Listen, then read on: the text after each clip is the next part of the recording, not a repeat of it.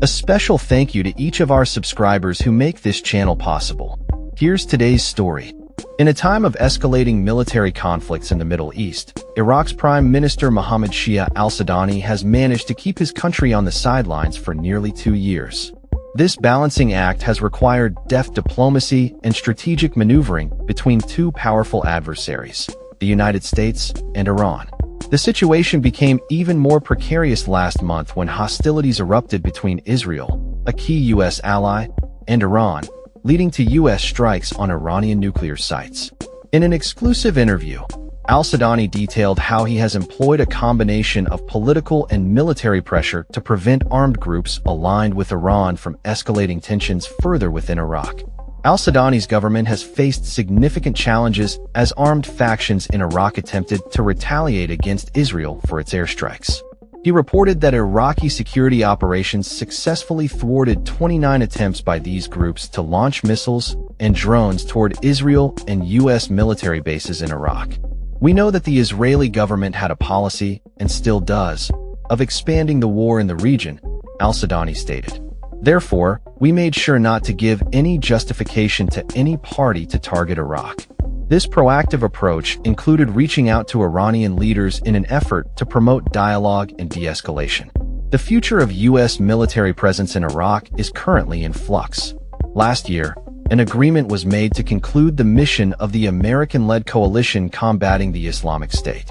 In March, al-Sudani announced the death of the head of ISIS in Iraq and Syria, a significant achievement in the fight against extremism. However, the timeline for the coalition's withdrawal, initially set for September 2025, remains uncertain. Al-Sudani expressed hope that upcoming meetings between U.S. and Iraqi officials will help solidify the bilateral security relationship, while also seeking American investment in sectors such as oil, gas, and artificial intelligence. He believes that fostering economic ties will enhance regional security and strengthen both nations. The rise of various militias in Iraq post-2003 has complicated the security landscape. Following the outbreak of conflict between Israel and Hamas in October 2023, pro-Iran factions have increasingly targeted U.S. forces. Al-Sudani acknowledged that the presence of coalition forces has provided a rationale for these groups to arm themselves, but he asserted that once the coalition withdraws, there should be no justification for any group to operate outside the authority of the state.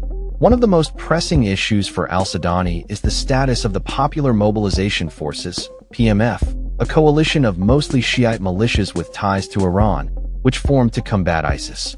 Although the PMF was placed under the control of the Iraqi military in 2016, it continues to operate with considerable autonomy. Proposed legislation in the Iraqi parliament aims to formalize the relationship between the military and the PMF, a move that has drawn criticism from Washington, which fears it would further institutionalize Iranian influence in Iraq.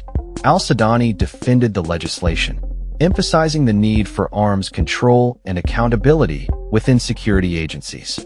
Recent drone attacks on oil facilities in northern Iraq's Kurdish region have raised further questions about Baghdad's authority over armed groups. Kurdish officials accused PMF factions of carrying out these attacks, while the central government has not assigned blame. Al-Sudani condemned the attacks as acts of terrorism and affirmed that his administration is collaborating with Kurdish authorities and coalition forces to identify the perpetrators.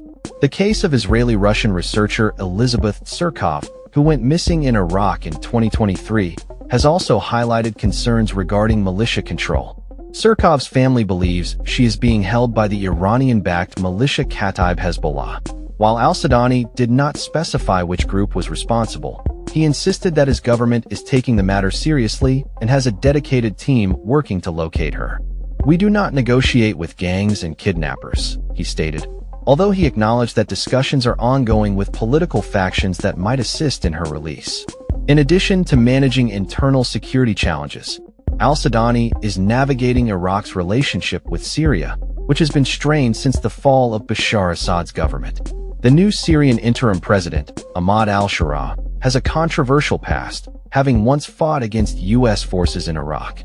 Al-Sudani indicated that his government is working to coordinate with Syria on security issues, particularly in the fight against ISIS. He cautioned against the mistakes that led to sectarian violence in Iraq after Saddam Hussein's fall and urged for a comprehensive political process in Syria that includes all communities. "We do not want Syria to be divided," he declared, emphasizing the need for a unified approach to governance and security in the region.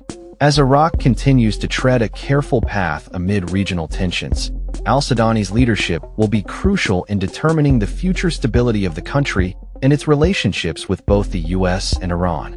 The coming months will be pivotal as Iraq seeks to assert its sovereignty while managing the complex dynamics of its neighbors and internal factions. That's all for this story. We upload videos every day covering many different subjects, so hit that subscribe button to stay informed. Thanks for watching.